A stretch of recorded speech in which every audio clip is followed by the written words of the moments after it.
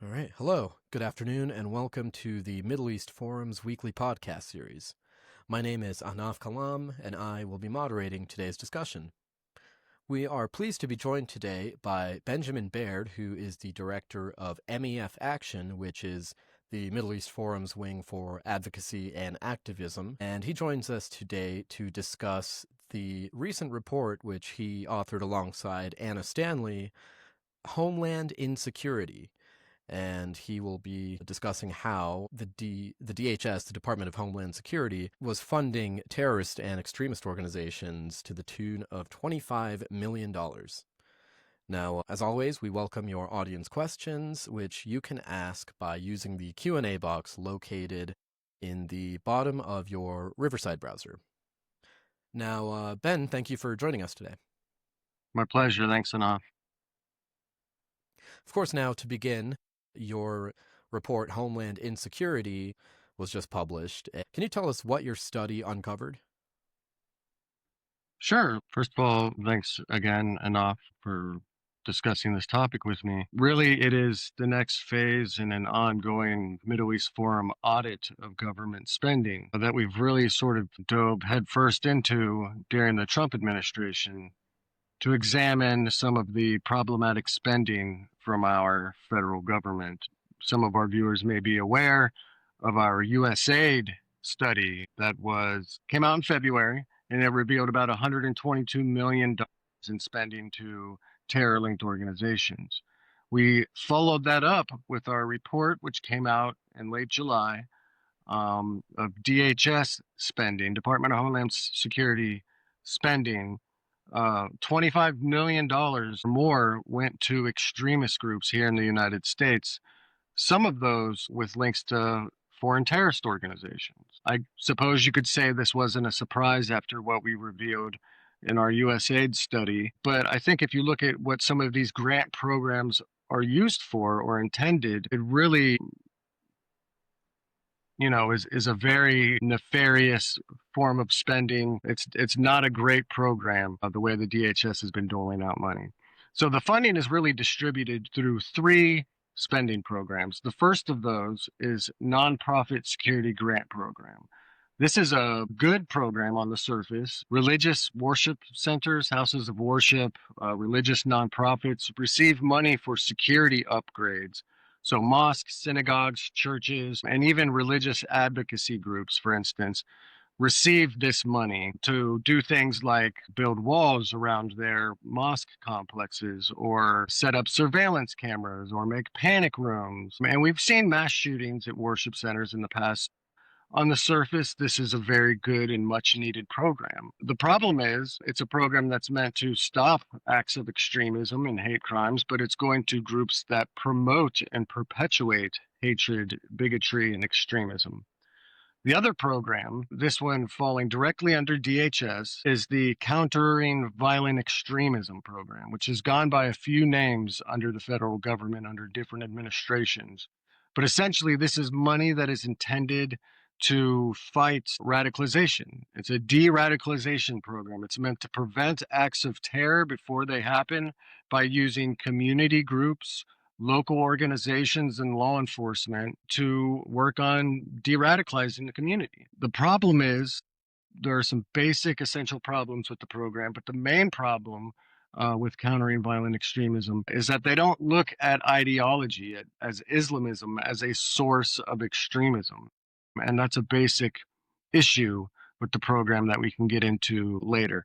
The third one is disaster relief spending. This sounds great, doing things like providing money for hurricane relief or earthquakes or other natural disasters that occur. It is a FEMA program. And there was a single group, the Islamic Circle of North America, that received $10.3 million in a government grant. This is a group that is attached to, or is considered the U.S. branch of Jamaat-e-Islami, which is a violent South Asian Islamist group that was involved in a genocide in Bangladesh during its 1973 War of Independence. Still a very prominent political group throughout much of South Asia, but it also has a terrorist wing, Hezbollah Mujahideen, which some viewers may be familiar with. that is a U.S. designated terrorist organization. On the surface, there's a misunderstanding that disaster relief, things like that are humanitarian works and nothing can go wrong with it. But that's not the case. And with all three of these funding programs, they're really meant to prevent things like acts of terror, hate, extremism, or to help clean up disasters or emergencies. But they're doing the opposite. They're going to groups that promote and perpetuate terrorism and bigotry. And we can dive into some of the groups that were funded, but it's a systemic problem. It wasn't just a few odd organizations. We found that it was across the board, especially when it comes to Islamic organizations. Our government is funding some very problematic groups. All right, well, thank you very much. Now, can you tell us, why is this happening? In other words, why do so many radical Islamist organizations end up with funds for, as an example, the nonprofit security grant program?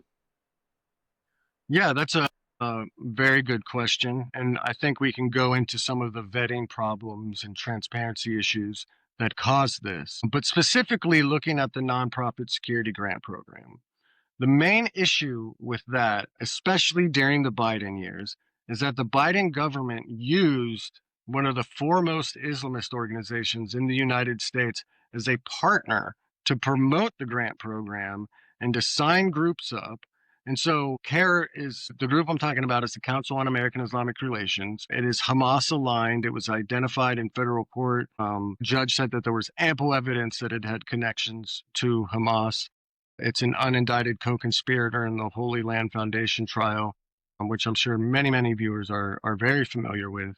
But CARE, when you invite a partner like that into a grant program, there's going to be problems. They're going to invite the groups that they are familiar with, and those just happen to be radical Islamist organizations. CARE has worked with extremist mosques in places like South Florida and places like Chicago. And these are the types of groups that are receiving these nonprofit security grants. It was 2021 and 2023. FEMA officials stood side by side or attended webinars or seminars with CARE officials as they promoted the program and told groups how to sign up for it. And not only that, if a nonprofit were to, for instance, fail its security review or be rejected for some other reason, CARE promises to work with those Muslim nonprofits and find out why they were rejected and fight the rejection or strategize ways to find out how to get these groups money in the future. And so a group like CARE will always put so-called civil rights ahead of the general public good and public safety. And that's what has happened. So CARE's partners are receiving a lot of this money. And of course, not just CARE's partners, it extends to many other groups. And one of the problems with that comes from vetting issues. And I'd like to maybe get into that a little bit later, but that's a key problem. The issue with CVE, the second grant program that we identified, countering violent extremism was started during the Obama years, first as a pilot program in just a few cities, and then it was tried elsewhere.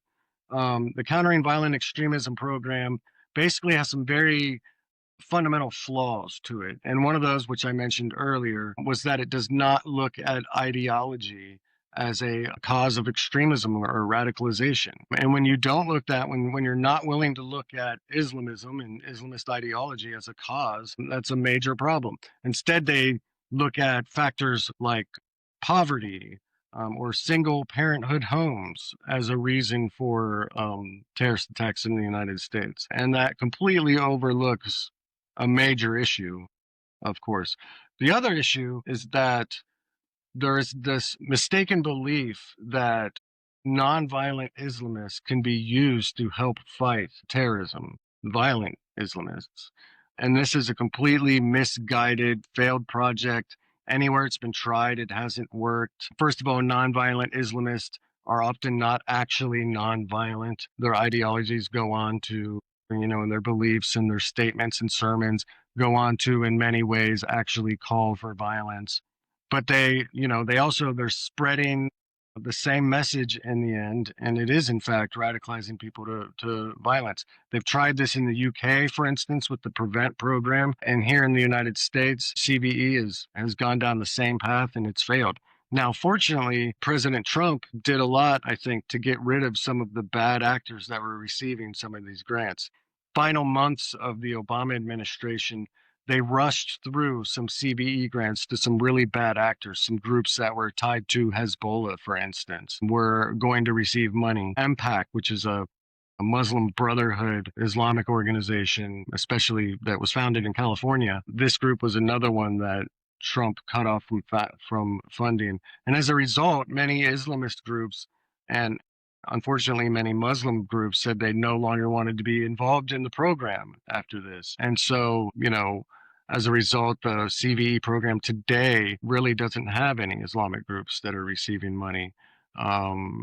Perhaps that's the best. There are moderate groups that I think would be great at fighting radicalization, and that's something that we advocate the administration to pursue. But yeah, and finally, you have the disaster relief program.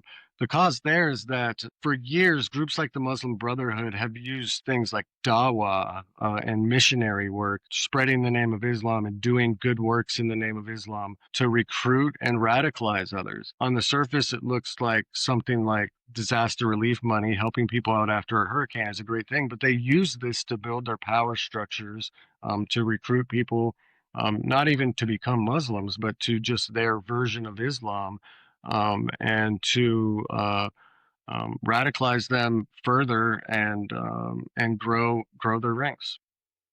Apologies, I don't mean to jump around from topic to topic too much here, but just to go to a question from the audience. Andrew Rosemarine, who's an international lawyer based in the UK, asks if what you've said about Homeland Security helping terror-linked entities also applies to the Iranian-linked entities. Yeah, that's a great question. Yes, that is the other major issue with DHS, and especially in the nonprofit security grant program, is that foreign linked groups, foreign owned and foreign controlled groups are also receiving grant money from DHS. There are at least, we identified between 2013 and 2023, at least 3 Iranian regime linked mosques throughout the United States. 2 of those are in Michigan, one of those is in Houston, Texas. One's called the Islamic Center of America, the other's the Islamic House of Wisdom. These are places where, when major Hezbollah martyrs have died, that they hold memorials in their honor. These are places where they hang pictures of deceased IRGC fighters from the mosque, and they mourn them, where they read messages from Ayatollah Khamenei, where they openly praise the regime and and support the revolutionary brand of Shia Iranian Islamism. And so, yes, there are foreign linked organizations, but when it comes to Turkey, the problem's even worse. There is a mosque in Lanham, Maryland. It is called the Diyanet Center of America. This is a group that is paid for by the Turkish government through the Directorate of Religious Affairs. Not only do they own the mosque, which cost mosque complex, I should say, which cost $110 million, but they also do things like approve the sermons that are heard on Friday at the mosque that are read by the imam. Those are approved and drafted in Ankara, in Istanbul, by religious authorities there, and then they are brought to the United States and read to Muslim Americans. This isn't just your average mosque, by the way. As I said, it's a $110 million complex. It has Turkish baths, it has luxury hotels, it has residences.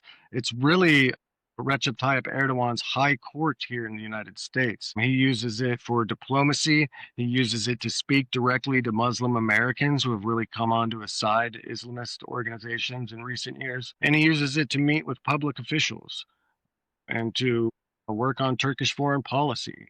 So a type of group like that, to have their security dollars subsidized by the US government, Iranian regime-linked organizations to be subsidized by the US government, absolutely outrageous.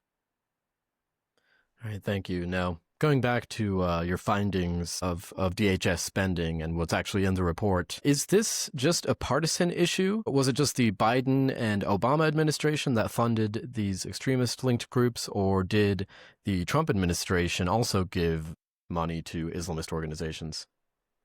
Yeah, that's a great question. So I don't think we want to let the Trump administration completely off the hook. There was the $10.3 million loan to ICNA that I referred to came from the Trump administration. And there are a few other groups that slid through and received funding. So really, we don't want to let the Trump administration off the hook. But if you look at the three funding programs, if we were going to give money to a group that was an Islamist organization, disaster relief is the least problematic of all three. But you look at something like the nonprofit security grant program, there's definitely funding increases that occurred over the Obama years and the Biden years. Definitely an increase in CVE that occurred during the Obama years. As I said, Trump cut off many of these bad groups, and the program today remains somewhat in shambles as a result of cutting off many of these Islamist organizations during his first term. So there's some partisanship to this. Look, the Biden administration said in 2021 from the very start that they were going to use DEI in their grant practices, that they were going to use DEI hiring practice, but also for contracts and grants. And so there is something like that exists here. And I think that when there's another administration similar to the Biden administration, these problems may resurface again. So yeah, definitely some partisan issues coming on here, some woke politics that are here, and then just some naivety of looking at, trusting in these Islamist organizations that Democrats seem to be more likely to do in many cases. All right, thank you. Sorry for the noise outside there. Going to a question, what you just said there was a good segue into a question here, actually two of them, from audience member JL. First, why doesn't the DHS have the expertise to vet these groups properly? And then following up, are these studies getting any attention or traction within DHS and the federal government in general, or have they been largely ignored?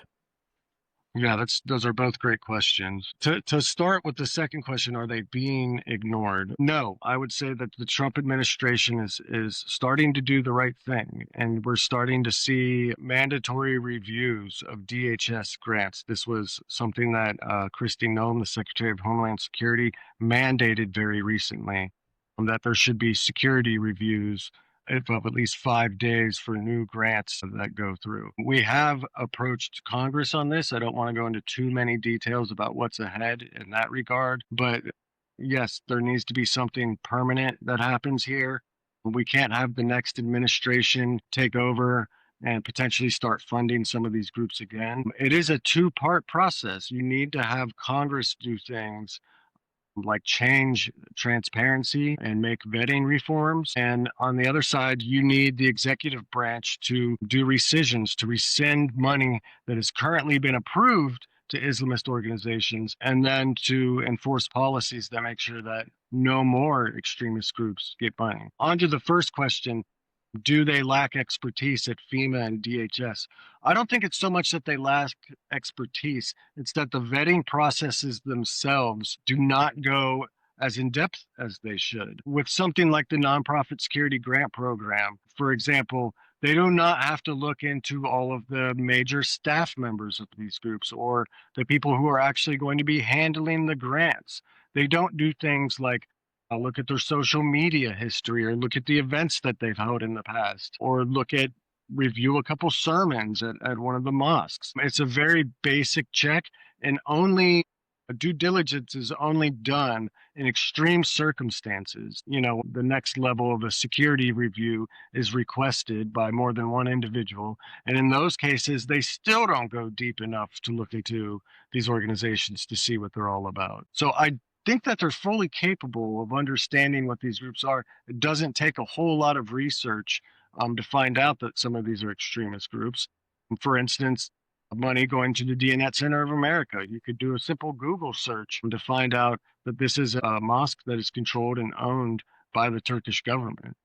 And that doesn't seem to be happening to any degree that it makes it so that the government identifies these groups and stops the money from going to them. So hopefully, the administration, they seem to have a good handle on some of this, but there needs to be long-term answers that come from Congress.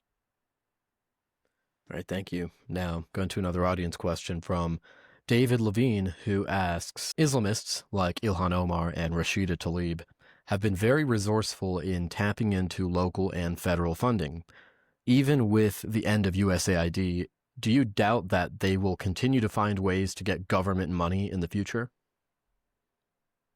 No question. One of the problems is that these bureaucracies are so large. Even with USAID spending, even when we identified many of these groups, we got to take a look at what the administration was going to do about it.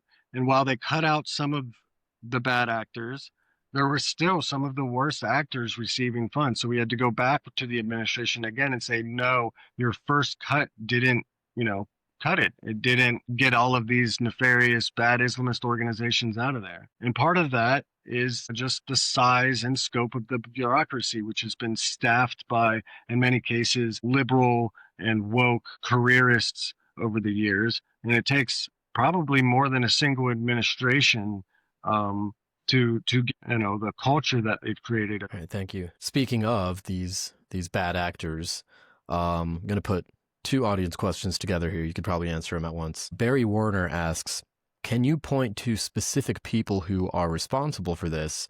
And then Carol Lean asks, is there a list somewhere of nonprofits that have used the U.S. system in this way? A bad actor list of orgs of sorts? How can we get more donors to know, as some of these organizations sound benign, but clearly they are not?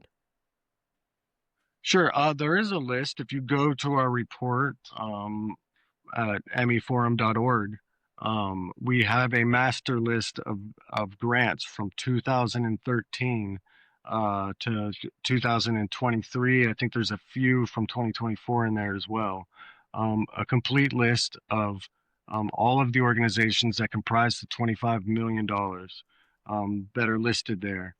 It's a lot of groups, and it goes across the whole breadth of Islamist ideologies and movements here in the United States. You have groups that are tied to the Taliban, to Hezbollah, to Hamas, to the Nation of Islam, and as I mentioned, even foreign Islamist regimes like Turkey and Iran. And so, yeah, I would point them to our study and have them take a look. Also, we will be publishing something in the future that shows the latest grant figures that came out in 2024. We'll look at this year alone, and we'll show you that in the final year of the Biden administration, while the White House was distracted with the president's mental decline, and while the Secretary of Homeland Security was facing impeachment, the DHS and FEMA continued to funnel millions of dollars to some of the most radical mosques, especially through the Nonprofit Security Grant Program, some of the most radical mosques here in North America. The other question, can we name people directly involved?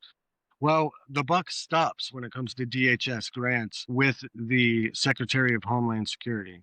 So Alejandro Mayorkas, and during the Biden years, would be the person who should be held responsible for all of these grants. There are not lower level officials who sign off and say, I'm the one who approved this grant. The only one who can ultimately approve the grants is the Secretary of Homeland Security themselves. So they should be held directly responsible for this money going out to these groups. All right, thank you. Now we're coming to the end of our podcast, but just to kind of conclude here, what is the solution? How do we stop the federal government from funding these extremist and terror-linked nonprofits? Right. So it's going to take a culture change. We're going to need to change the way our bureaucracy is formed. There's going to need to be large personnel changes. And we're doing that right now. If you look at the number of people at FEMA and DHS who have been laid off, it's quite an astounding figure. It's something we've never done in the history of the modern federal government. And it's happening now. And we will start to see the results of that, I hope. The other thing I mentioned, vetting reforms that can happen and the way that can happen. The other thing is transparency reforms. We find this grant data on usaspending.org. That is a place that you can go to and you can look at grants, all sorts of federal grants, not just from the Department of Homeland Security and FEMA. And you can type in, if you know a radical mosque or nonprofit, you can type their name in and you can go in there and search and see if they're getting any grant money.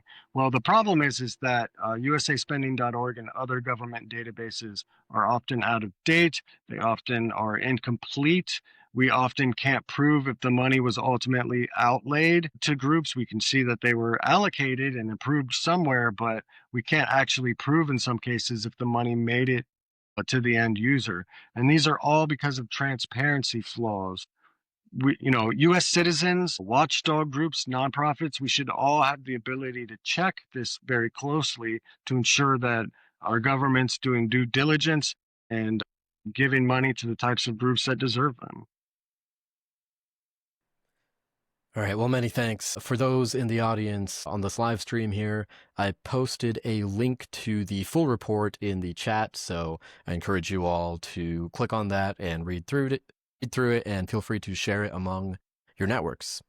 Now, I want to also thank you, Benjamin, for taking the time to give us your insights and talk a little more about this report. My pleasure. Thank you. Of course. Now, for our viewers and listeners, please join us on Wednesday at 3 p.m. Eastern Time for our Israel Insider podcast this week with Alex Selsky. As always, I thank you all again for joining us, and I hope you all have a wonderful day. Thank you.